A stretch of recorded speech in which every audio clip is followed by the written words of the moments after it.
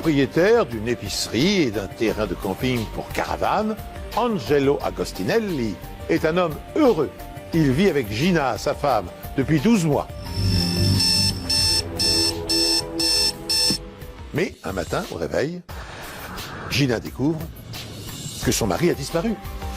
Il y avait une part de vérité dans ce qu'il disait.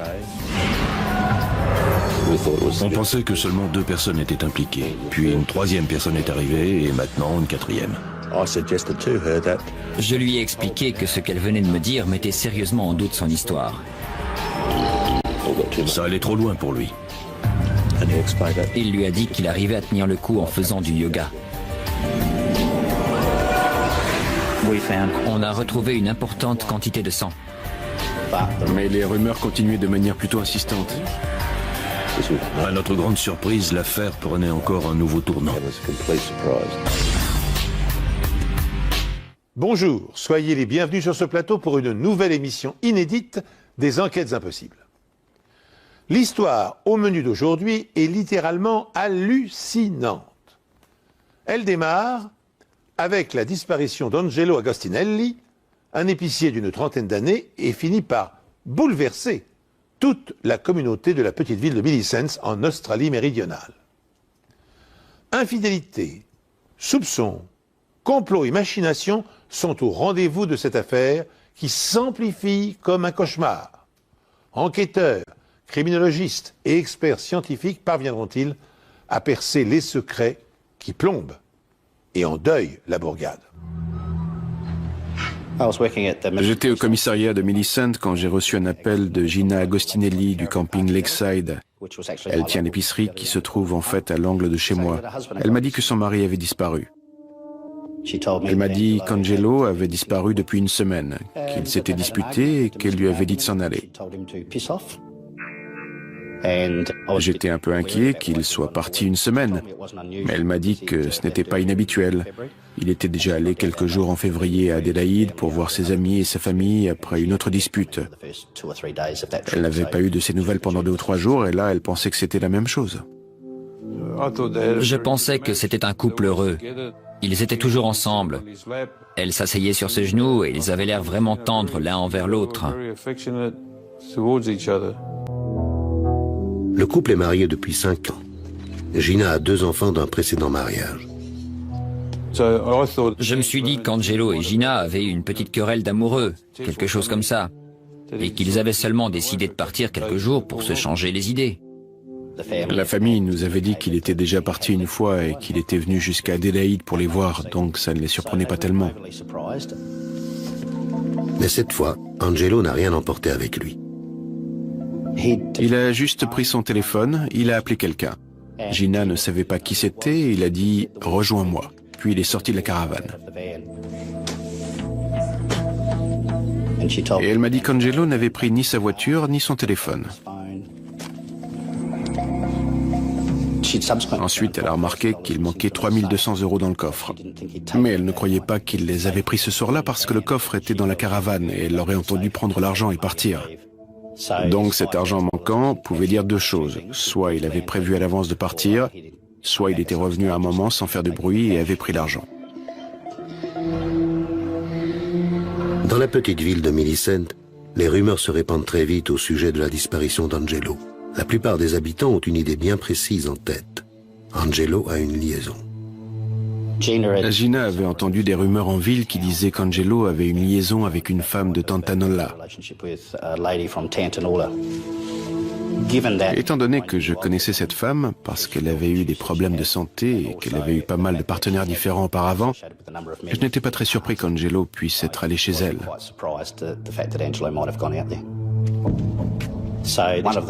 L'une des premières choses à faire était d'aller à Tantanola et vérifier si quelqu'un l'avait vu à cette adresse. J'ai frappé à la porte, j'ai regardé autour de la maison, mais il n'y avait personne. J'ai parlé à des voisins qui m'ont dit que la dernière fois qu'ils avaient vu cette femme, c'était la semaine précédente.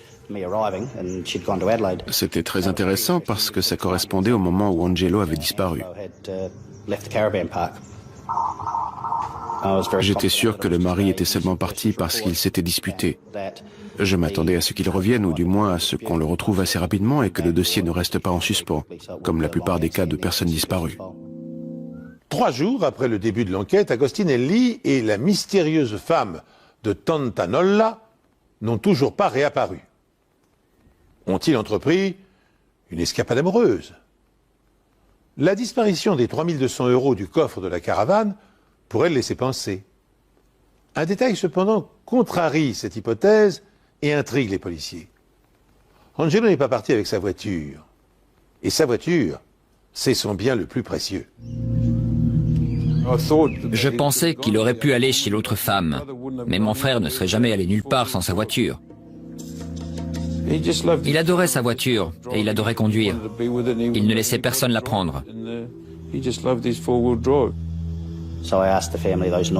J'ai posé à la famille les questions habituelles. Est-ce qu'il jouait? Était-il impliqué dans un trafic de drogue? Avait-il des tendances suicidaires? La police m'a demandé si Angelo était suicidaire ou dépressif, et j'ai dit non, c'était pas son genre. Mon frère n'a jamais joué, ni pris de drogue. Gina a dit qu'il était un peu stressé par le travail, et bien sûr par leur dispute, mais rien ne laissait penser qu'il aurait pu se suicider. La famille décide de faire paraître une annonce dans le journal local. Mais une fois de plus, l'homme de 33 ans ne se manifeste pas.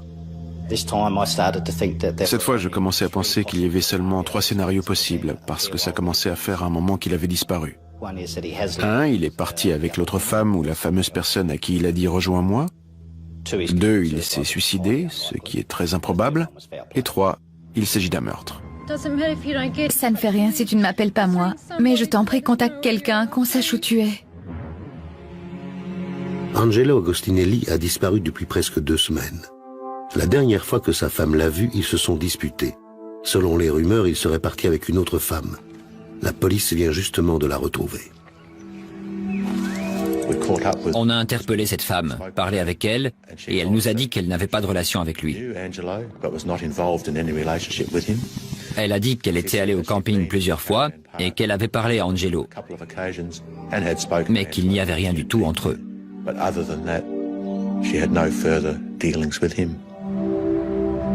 Maintenant, un autre bruit court dans la ville. Millicent est une ville intéressante où quasiment tout le monde se connaît et je crois que c'était un des problèmes dans cette affaire. Une rumeur a commencé à circuler selon laquelle Gina avait une liaison avec Gary Lewis. Gary Lewis est le boucher de la ville et il a vécu au camping pendant 6 mois. Gina niait avoir la moindre liaison avec un dénommé Gary.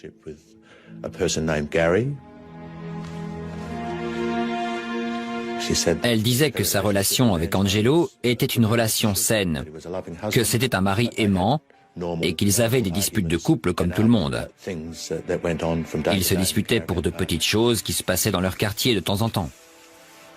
On devait absolument parler à Gary le plus tôt possible. Il a nié être engagé dans une relation, quelle qu'elle soit. Il s'entendait très bien avec Angelo et Gina. Il jouait même régulièrement aux cartes avec eux. Il se décrivait comme un bon ami. Il se promenait le soir avec Gina de temps en temps, mais rien de plus. Je sentais que Gina et Gary avaient une liaison.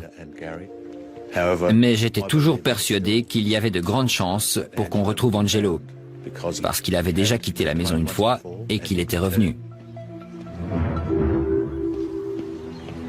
Et la rumeur persiste toujours qu'Angelo se trouve avec la femme habitant Tantanolla.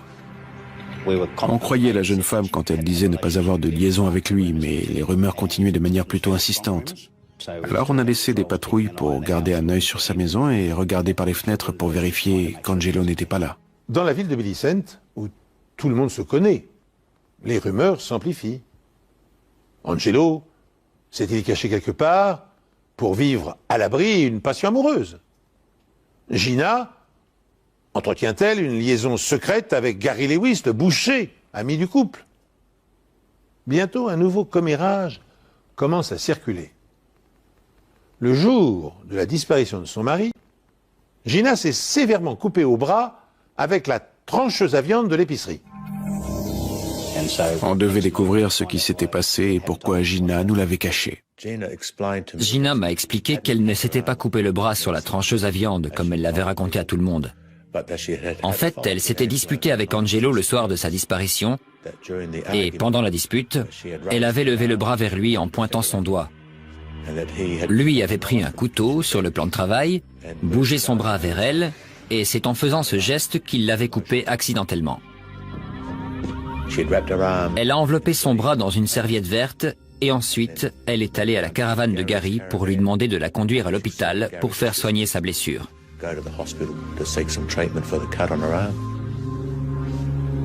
Gina nous a expliqué qu'elle ne nous l'avait pas dit avant parce qu'elle ne voulait pas qu'Angelo ou sa famille aient des problèmes. Je lui ai dit que ce qu'elle venait de me raconter mettait sérieusement en doute son histoire et qu'elle était d'une manière ou d'une autre impliquée dans la disparition d'Angelo ainsi que Gary. Elle l'a fortement nié et soutenu qu'elle disait la vérité. Grâce aux analyses médico-légales, la police espère découvrir rapidement la vérité. Gina était nerveuse, mais elle a voulu nous montrer son bras et la caravane. Il y avait des traces de sang sur le tapis à l'intérieur. On avait l'impression que la tache était assez ancienne. Elle n'avait pas l'air très récent. Et étant donné l'heure à laquelle ça s'était passé, il était peu probable que ce soit le sang de sa blessure au bras. Mais j'ai quand même fait un test qui a confirmé que c'était effectivement des traces de sang. Les enquêteurs découpent le tapis pour faire des analyses plus poussées, mais aucune autre trace de sang n'est retrouvée dans la caravane. C'était assez bizarre parce que lorsqu'on a vu la taille de la coupure, on s'attendait à ce qu'il y ait du sang partout, même sous le lino ou dans des endroits où on ne pense pas forcément à nettoyer. Ensuite, on est allé inspecter la voiture qu'Angelo aimait tellement. C'était sa fierté, son bonheur. C'était une 4 roues motrice avec un haillon rabattable. Et sur le haillon, j'ai vu des taches qui ressemblaient à du sang. J'ai refait un test qui a confirmé qu'il s'agissait de légères traces de sang. Mais ce n'était pas suffisant pour saisir le véhicule pour le moment. Donc on a juste refermé la voiture et rendu les clés. La fois d'après, quand Gina m'a téléphoné, elle était assez énervée. Elle m'a même demandé de dire aux enquêteurs de la laisser tranquille parce qu'ils s'en prenaient à elle, qu'ils pensaient qu'elle était impliquée dans la disparition d'Angelo. Elle me répétait sans cesse qu'ils devaient chercher au bon endroit. Je lui ai demandé c'est quoi le bon endroit et elle a juste continué à dire le bon endroit.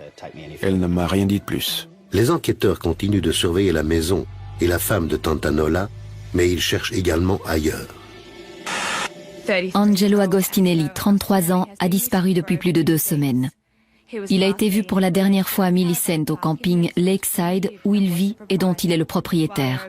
Même si de nombreuses rumeurs circulent à propos de l'endroit où il se trouve, il n'a pas pris contact avec sa famille. Aujourd'hui, la police a entrepris des recherches dans la zone située autour du lac, mais elle n'a rien trouvé. Les enquêteurs traitent toujours l'affaire comme un cas de disparition. Pour l'instant, oui, mais on est assez préoccupé pour sa sécurité.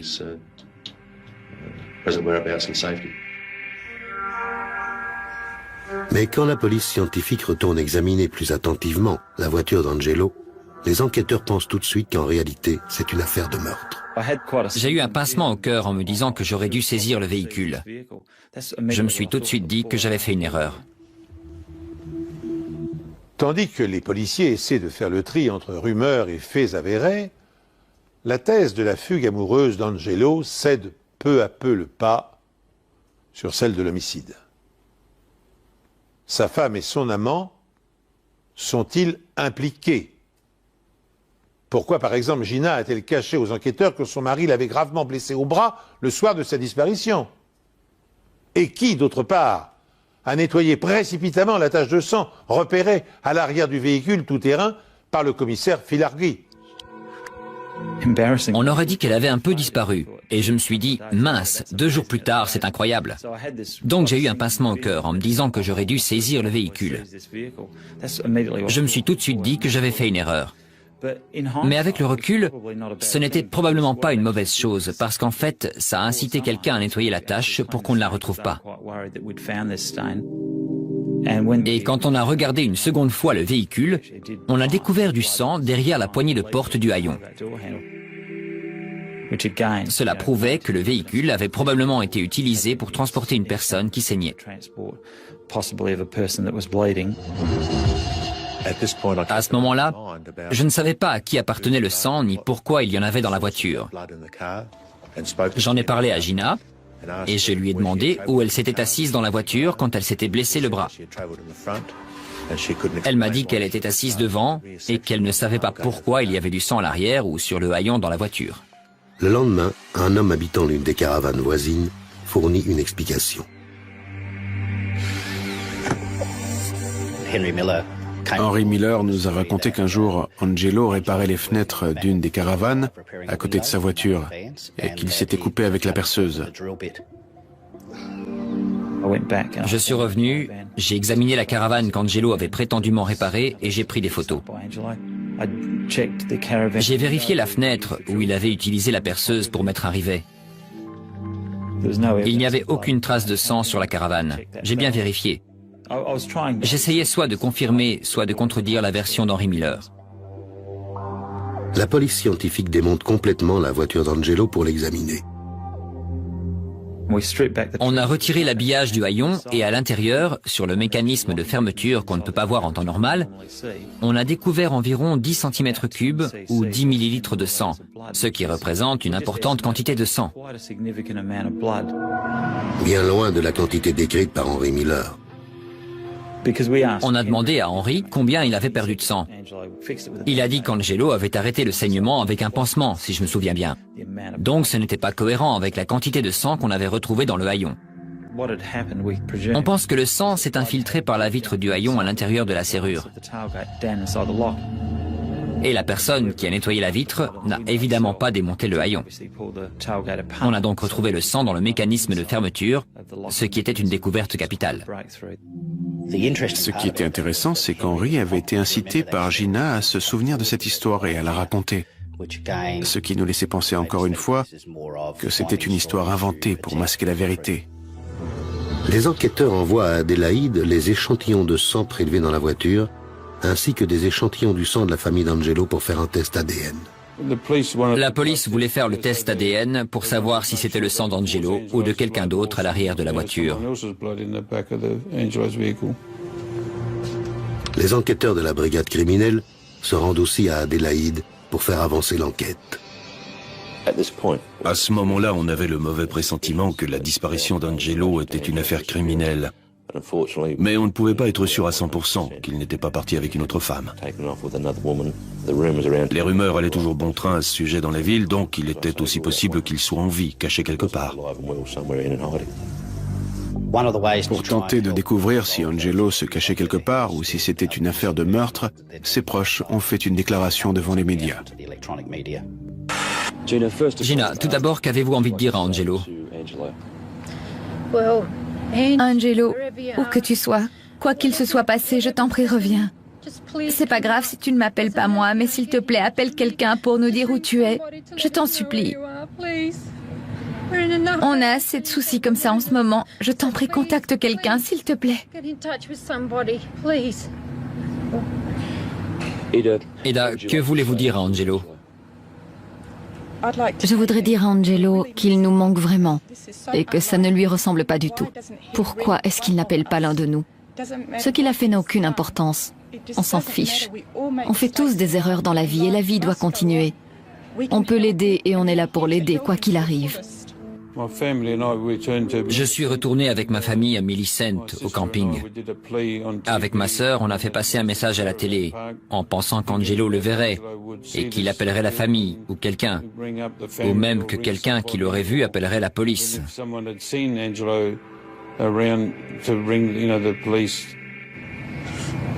Gina, y avait-il une raison qu'Angelo parte? Non, aucune.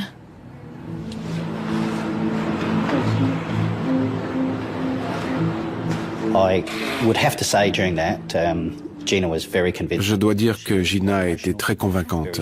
Elle était très émue. Elle avait vraiment l'air d'avoir besoin de lui.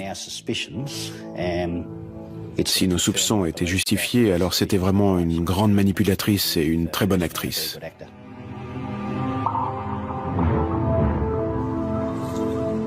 Peu de temps après, Les résultats des tests ADN arrivent. Le sang retrouvé dans la voiture est effectivement celui d'Angelo Agostinelli. Bien que l'appel télévisé de Gina soit pathétique, les policiers ne sont pas convaincus de sa sincérité. C'est pourquoi ils décident de mettre sur écoute sa ligne téléphonique ainsi que celle de Gary. Ils espèrent que si le couple a comploté pour tuer Angelo et faire disparaître son corps, il échangera des informations compromettantes. Mais les conversations qu'ils enregistrent sont d'une nature totalement imprévue.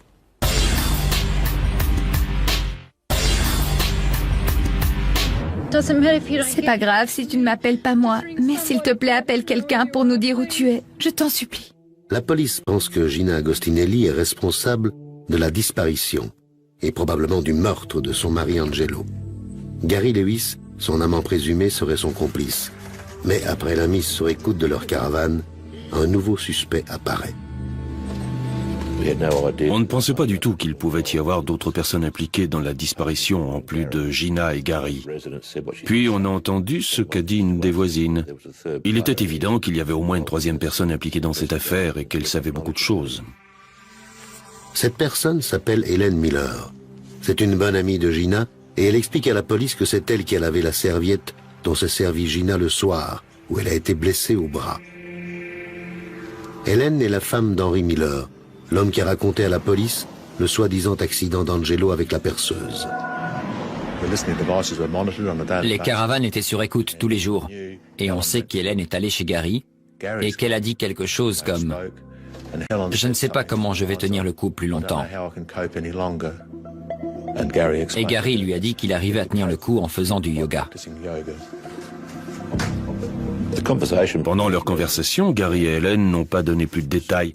Ils n'ont pas dit explicitement qu'ils s'étaient débarrassés d'Angelo. Mais vu le ton de la conversation, c'était évident qu'ils parlaient de ça. On devait absolument parler à Helen.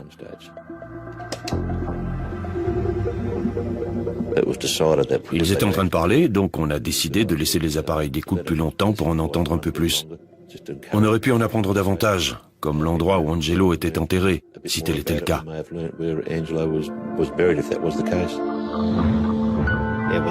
Il était temps qu'on prenne en considération l'hypothèse qu'Angelo ait été mis dans la voiture et abandonné quelque part. Donc on a commencé à chercher dans le parc national de Canunda. Les enquêteurs n'ont retrouvé aucune trace d'Angelo Agostinelli malgré des recherches approfondies dans les zones broussailleuses de Millicent, au sud-est du pays. Il aurait quitté le camping Lakeside après une dispute. Vous avez des pistes ? Je peux confirmer que la nuit de la disparition d'Angelo Agostinelli, après leur dispute, sa femme a été soignée à l'hôpital de Millicent pour une entaille au poignet. Et aussi qu'il y avait du sang dans la voiture d'Angelo. En faisant des recherches, on espérait que ça inciterait Gina et Gary à parler de l'enquête et qu'ils diraient si on cherchait au bon ou au mauvais endroit. On espérait avoir des indices sur l'endroit où chercher. Comme s'ils s'étaient entourés de précautions, Gina et Gary n'échangent aucune confidence compromettante au téléphone. Par contre, la réflexion d'Helen Miller disant mal supporter la situation intrigue suffisamment les policiers pour qu'ils décident de l'interroger.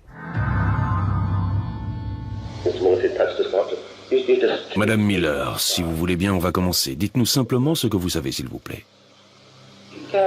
Gary est venu me voir jeudi dans la nuit, à 1h30 environ.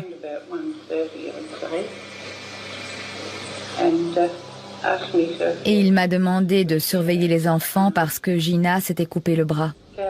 Gary l'a conduite à l'hôpital. Je ne vois pas ce que je peux vous dire d'autre. Comment s'est-elle coupée? Elle m'a dit que c'était Angelo qui l'avait coupée. Elle a dit pourquoi? Ils s'étaient disputés. Comment se fait-il que la première fois qu'on vous a parlé le 6 juin, vous nous avez dit que vous avez su pour la blessure vers 5h30, 6h quand vous êtes allé aux toilettes? Elle m'a demandé de dire ça. Vous savez pourquoi?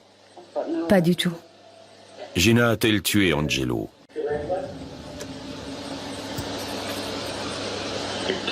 Pas que je sache. Vous êtes sûr? Oui, je suis sûre. Parce que vous semblez avoir des doutes?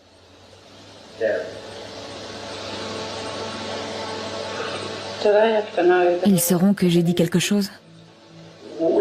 Tout ce qu'on veut savoir, c'est ce qu'il s'est passé, d'accord? Je sais, mais je ne veux pas qu'ils sachent que j'ai dit quelque chose. L'affaire est très sérieuse et je crois que vous en savez plus que vous ne voulez bien le dire. Je ne sais pas quoi dire. Tout ce qu'on veut savoir, c'est ce que vous savez. Angelo est mort. Comment vous le savez? Gary lui a tiré dessus. C'était où? Dans la caravane. La caravane de Gina et Angelo? Oui. Vous étiez présente? Certainement pas. Vous avez entendu des coups de feu? Non, Comment vous savez que Gary lui a tiré dessus? parce qu'ils me l'ont dit. Qui ça, il? Gina et Gary. Vous avez une idée d'où le corps peut se trouver? Sincèrement, je n'en ai aucune idée. Je vous jure que si je savais, je vous le dirais. Je sais que j'ai eu tort de les couvrir, mais je... Ça va, je comprends. Je ne sais pas pourquoi je me suis laissé embarquer dans tout ça. J'aurais dû éviter ça. Après avoir obtenu ces informations, on a arrêté Gina et Gary et on les a inculpés de meurtre.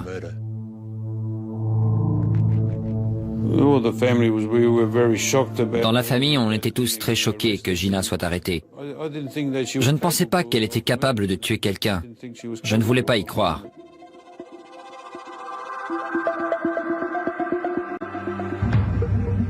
On se disait que si Gina n'était pas heureuse avec mon frère, elle n'avait qu'à le quitter.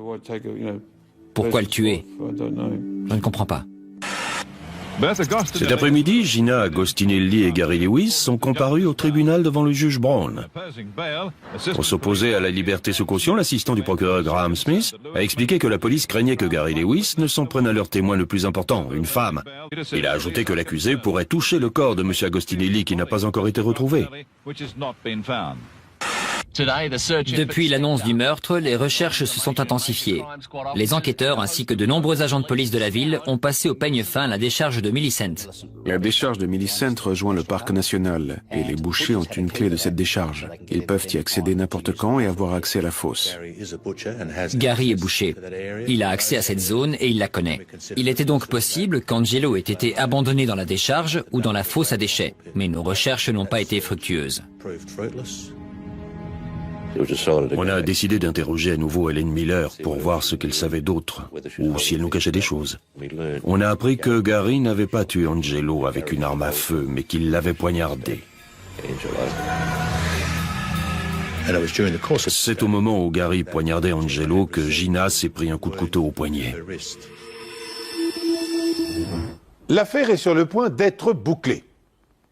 Gina Agostinelli et Gary Lewis sont accusés de meurtre et maintenus en détention. Mais reste aux policiers à déterminer la part de responsabilité qui incombe à chacun. Pour cela, ils doivent savoir où le cadavre d'Angelo a été déposé pour pouvoir procéder à une autopsie, tout simplement. Dans un premier temps, Gina accepte de collaborer. Puis, elle se rétracte. Fort heureusement, Gary Lewis accepte d'indiquer l'emplacement exact où gît le corps.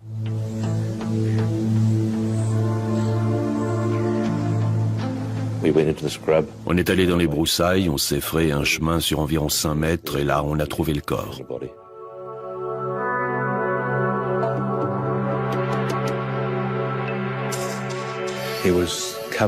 Il était recouvert de brindilles et de branches, mais il était toujours visible. Après avoir enlevé les branches et les brindilles du haut de son corps, on a pu voir qu'il portait un pull avec les mots « Lakeside, Delhi » écrit dessus. Et à ce stade, on était quasiment certain qu'il s'agissait bien du corps d'Angelo Agostinelli. Alors que le corps d'Angelo est transporté à la morgue, la police commence à interroger Gary Lewis. Je crois que vous avez quelque chose à me dire ce matin en rapport avec la disparition d'Angelo Agostinelli. C'est bien ça, Gary? C'est ça. La police va ensuite découvrir d'autres secrets, et peut-être un autre meurtre.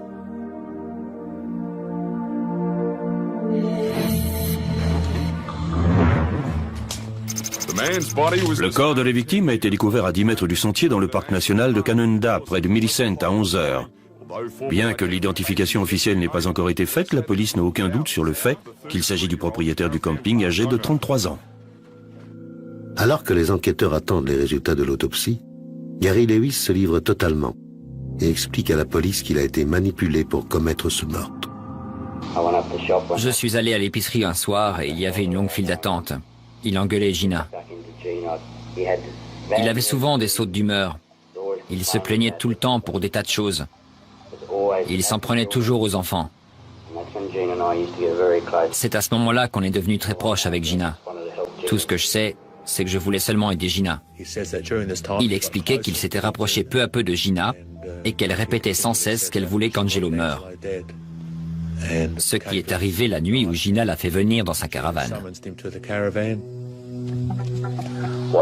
De quoi avez-vous parlé avec Gina, vous vous souvenez? Elle voulait que je le tue ce soir-là. Vous êtes allé dans la caravane? Oui. Dites-moi ce que vous avez vu à l'intérieur. Angelo était allongé sur le lit. Elle est allée dehors. Je suis resté dans la chambre. Je ne savais pas quoi faire. Ensuite, elle est revenue dans la caravane. Je me suis excusé et elle est retournée dehors encore une fois. J'étais pris au piège. Il s'est réveillé et Gina est arrivée juste à ce moment-là. Il a essayé de se lever du lit. Il est tombé et il s'est cogné la tête sur le bord de la table de nuit. Ensuite, Gary nous a dit qu'ils avaient emmené Angelo dehors, qu'ils l'avaient mis à l'arrière de la voiture et qu'ils avaient roulé vers l'hôpital pour le soigner. Et pendant le trajet, Gina insistait pour qu'ils finissent le travail. Et que disait Gina? Elle me criait dessus. Pourquoi?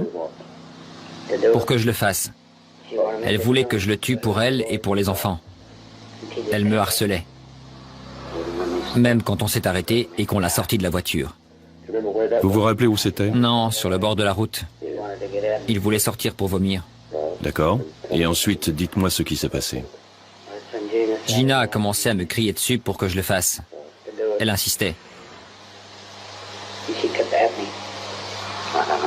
Je ne sais pas ce qui s'est passé. J'ai juste tendu la main avec un couteau et j'ai senti un craquement.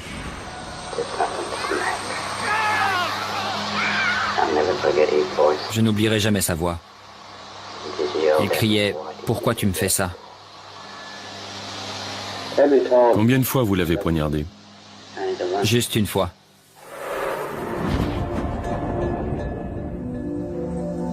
Il pense que c'est à ce moment-là qu'il a également coupé le bras de Gina. Gary raconte ensuite à la police qu'il a mis Angelo dans le coffre de la voiture et qu'il l'a transporté dans un endroit où il a ensuite traîné le corps dans les broussailles.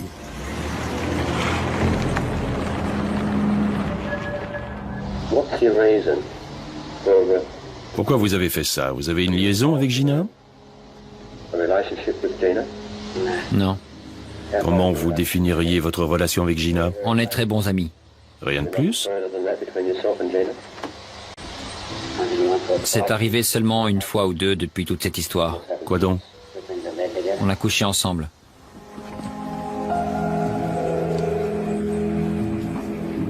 Les résultats de l'autopsie pratiquée sur le corps d'Angelo révèlent que, contrairement à ce qu'a prétendu Gary Lewis, la victime a été lardée de coups de couteau et non pas frappée à une seule reprise.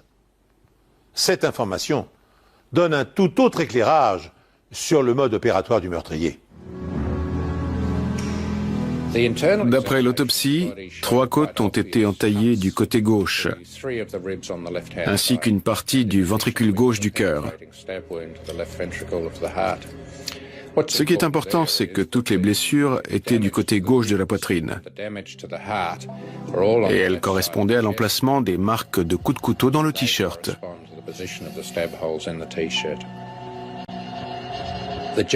Le pull, quant à lui, n'avait qu'une seule marque. Ce qui veut dire que l'assassin l'a ôté avant de poignarder la victime.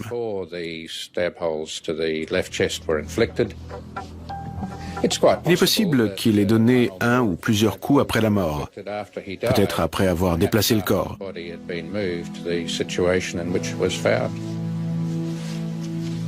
Nous avons également découvert une importante blessure à la tête.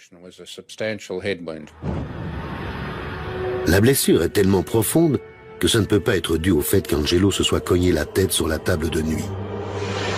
L'assassin s'est servi d'une arme. Pour avoir fait des dégâts comme ça, c'était certainement un marteau, mais un peu plus gros, comme une masse.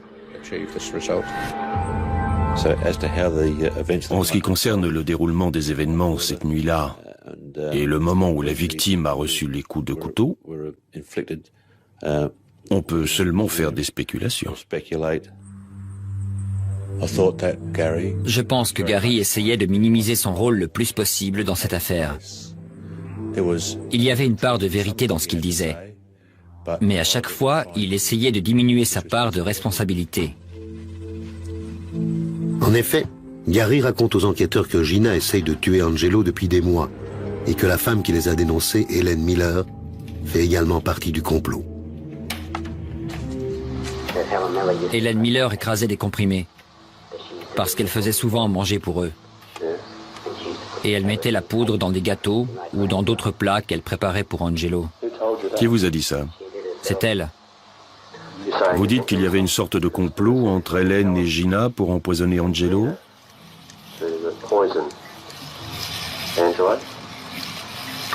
C'est tout ce que je peux en conclure, si elle mettait des médicaments dans sa nourriture. On est allé voir Helen et on lui a dit qu'elle était impliquée dans le meurtre. Elle a avoué qu'elle avait fait des choux à la crème, qu'elle avait écrasé 18 comprimés et qu'elle les avait mis dans 6 choux pour essayer de tuer Angelo. Mais la machination ne s'arrête pas là. Gary mentionne également la participation du fils d'Hélène, Adrian, dans les tentatives de meurtre contre Angelo. Son fils est allé à Melbourne une fois pour acheter de la drogue.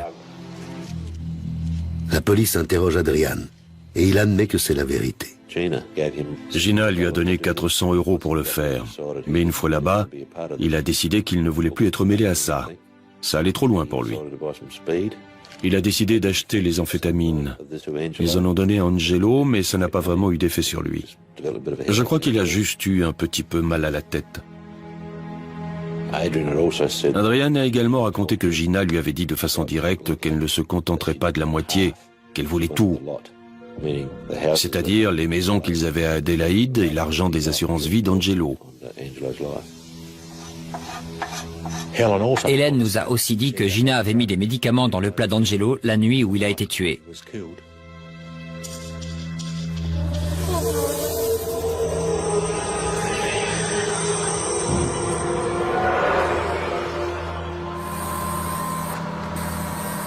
La police scientifique procède à une analyse toxicologique du corps de la victime.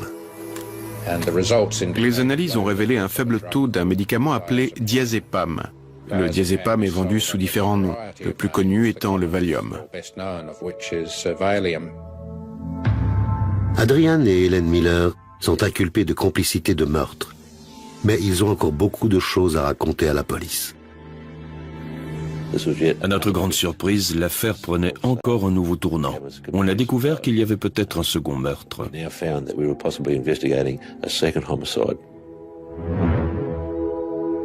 Lorsqu'Angelo Agostinelli disparaît, la police ne se doute absolument pas que 4 personnes sont impliquées dans son meurtre. On pensait que seulement 2 personnes étaient impliquées.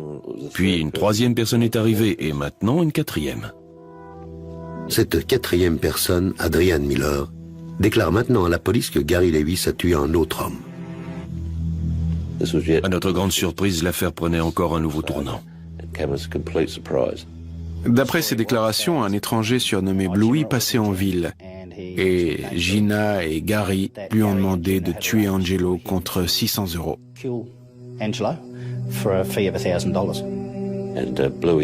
Bluey a apparemment demandé plus d'argent. Le ton est monté entre lui et Gary l'a tué. Bluey aurait été tué dans la maison où Gary vivait avant d'habiter au camping. Adrian a dit à la police qu'il était allé dans la maison et qu'il avait vu une grosse tache sur le tapis. Donc, quand les enquêteurs se sont rendus sur les lieux, ils ont pu le confirmer. Mais la tache avait été nettoyée avec des produits chimiques, donc les traces de sang étaient assez difficiles à trouver. Ils ont aussi trouvé un matelas d'eau déchiré. Adrian a dit que Gary avait tué Bluey et l'avait mis dans un matelas déchiré, qu'il l'avait sorti et enterré tout près de l'endroit où Angelo avait été retrouvé. On a inspecté le matelas, on a fait des tests et il y avait très peu de sang. Le sang n'appartenait à aucune des personnes impliquées dans l'affaire. Alors, à qui appartenait-il? On a également retrouvé un morceau de papier dans la maison avec les mots « Gina, 600 €. Ce qui renforçait notre idée que Bluey existait bel et bien. Je suis allé revoir Gary en prison et je lui ai parlé de Bluey. Bluey n'existe pas. Je l'ai inventé. Quand Hélène et Adrian se sont mis d'accord pour se débarrasser d'Angelo, j'ai senti la pression commencer à monter. La seule chose que j'ai trouvée, c'était d'inventer Bluey. Vous leur avez dit autre chose sur ce que vous avez fait du corps? Oui, je leur ai dit que j'avais abandonné le corps sous le pont. Et vous avez mis le corps sous ce pont? Non. Bluey n'existe pas. Il existe seulement là. Dans votre tête. C'est ça, dans ma tête. Pourtant, la police pense que Bluey existe bel et bien. Les habitants de Millicent ont parlé d'un étranger qu'ils avaient remarqué en ville. La police fait des recherches sous le pont où son corps est peut-être enterré. On est allé là-bas avec beaucoup de monde. Il y avait des gens qui pompaient l'eau avec des camions, des gens qui creusaient. Il y avait même des plongeurs de l'équipe de police d'Adélaïde. Ils ont dû plonger dans 1 mètre d'eau trouble et noire et se frayer un chemin le long des canalisations. Mais malgré des recherches approfondies, nous n'avons rien trouvé. Vous êtes sûr qu'il y a un corps? On en est absolument convaincus. Et en quoi est-ce lié à l'affaire Agostinelli? Comme je l'ai dit, ce n'est pas un lien direct avec la mort d'Angelo, mais il y a tout de même un rapport. Vous êtes déçu de ne pas avoir trouvé le corps hier? Oui, on est très déçus. Parce que toutes les informations qu'on a eues jusque-là se sont avérées exactes. Mais apparemment, ce n'est pas le cas pour celle-là. Pour quelle raison, selon vous, le corps ne se trouve pas à cet endroit? Quand le corps a été déposé là, le fond du canal était sec. Mais depuis, l'eau a monté de plusieurs mètres, donc le corps a pu être déplacé. Malgré les recherches, la police ne retrouve pas de corps. Mais elle trouve un objet intéressant. On a trouvé une grande masse sous le pont, qui était très probablement l'arme qui avait servi à frapper Angelo la nuit où il a été tué. Mais ça n'a jamais été prouvé. 9 mois après la disparition d'Angelo Agostinelli, sa femme et Gary Lewis passent en jugement pour meurtre. Mais le procès est brusquement interrompu. À la 2e semaine de procès, ils ont voulu passer de non coupable à coupable. Et je pense que c'était principalement à cause des preuves accablantes qu'on avait accumulées contre eux. Et aussi à cause des preuves fournies par Hélène et Adrian Miller. Gina Agostinelli et Gary Lewis ont été condamnés conjointement à une peine d'emprisonnement à perpétuité sans possibilité de liberté conditionnelle pendant 20 ans. Après avoir fait appel du jugement, leur période de détention a été réduite. Ils pourraient être mis en liberté conditionnelle en 2011. Comme Hélène et Adrian Miller ont accepté de fournir des preuves, leurs peines ont été réduites. Hélène a été inculpée d'entrave à la justice et de tentative d'empoisonnement. Elle a été condamnée à 4 ans de prison et elle a fait 1 an avant d'être mise en liberté conditionnelle. Adrian a été condamné avec sursis. Juste avant le début du procès, la jeune femme de Tantanoola a été retrouvée pendue chez elle. Les enquêteurs ont conclu à un suicide. Le corps de Bluey n'a toujours pas été retrouvé. D'autres informations concernant cette extravagante affaire ont été glanées au fil des interrogatoires des condamnés. Ainsi, les policiers ont-ils appris qu'Hélène Miller avait essayé d'empoisonner son voisin à 3 reprises, 2 fois avec les médicaments que s'était procuré son fils à Melbourne, la troisième avec des produits destinés aux animaux fournis par Lewis. Les policiers ont également eu connaissance d'une première tentative d'assassinat. En février 1994, Gary Lewis avait entraîné Angelo sur le bord d'une falaise où il l'avait roué de coups avec l'intention de le précipiter dans le vide. Miraculeusement épargné, Agostinelli était allé se réfugier quelques jours dans sa famille à Adélaïde. Et puis, il avait inexplicablement repris sa vie conjugale avec Gina. Le cas du mystérieux Bluey est plus troublant encore. S'agit-il d'un personnage inventé comme le prétend Gary Lewis? Ou est-il la victime d'un second meurtre qui n'aurait jamais été élucidé? Le témoignage des habitants de Millicent signalant la présence d'un étranger en ville, les traces de sang découvertes sur le matelas et le billet sur lequel était écrit 1000 $ de la main de Gina tendent à prouver que cet homme a bel et bien existé. Dans ce cas, les comploteurs l'auraient éliminé sans autre forme de procès. Ainsi se termine cet étrange épisode. Merci pour votre fidélité. J'aurai le plaisir de vous retrouver sur cette antenne pour une prochaine enquête impossible.